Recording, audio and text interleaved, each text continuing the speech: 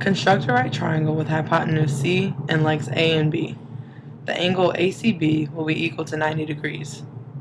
We can label the angle CBA as x, which leaves the angle BAC as 90 minus x, because the angles of a triangle must sum to 180 degrees.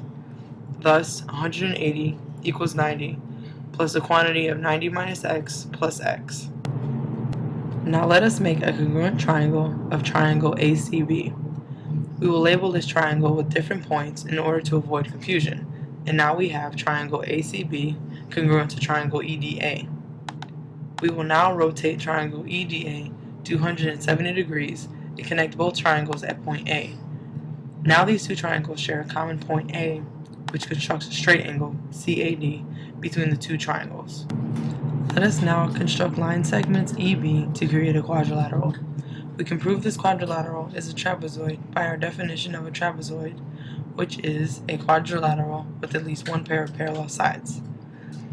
Let us draw two arbitrary lines, one through the points D and E, and the other through the points C and B.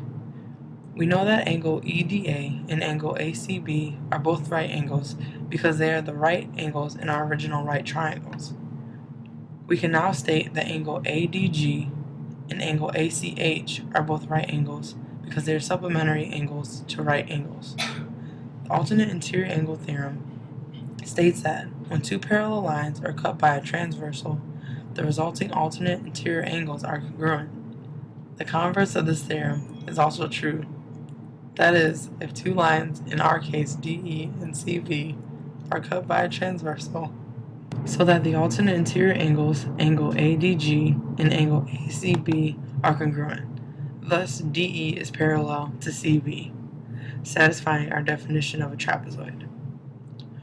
We know the area of a trapezoid is 1/2 the height times the sum of its bases, which equates to A equal to 1/2 times the quantity of A plus B squared, which can be simplified to A equal to 1/2 A squared plus 2AB plus B squared.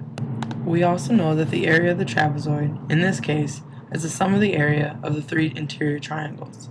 This is equal to the area of our two right triangles, triangle EDA and triangle ACB, plus the area of the third triangle, EAB, which we constructed earlier. We know the area of triangle EDA and triangle ACB are both 1/2 AB. We can prove that triangle EAB is also a right triangle by looking at angle EAB. We know that the sum of a circle surrounding the angles EAB is 360. We also know that the area of the same circle is the sum of all the inscribed angles, angle EAD plus angle EAB plus angle BAC plus angle DAC. We know that angle CAD is a straight angle, angle DAE is x, and angle CAB is 90 minus x, as we explained before. Therefore, we can state that 360 is equal to 180 plus the quantity of 90 minus x plus angle EAB. Therefore, angle EAB is equal to 90 degrees. We can now find the area of the third triangle, which is 1/2 c squared. Thus, another equation for the area of the trapezoid is the summation of the area of three triangles, which is equal to 1/2 AB times 2 plus 1/2 c squared. In conclusion, we have the two equations for the area of the trapezoid.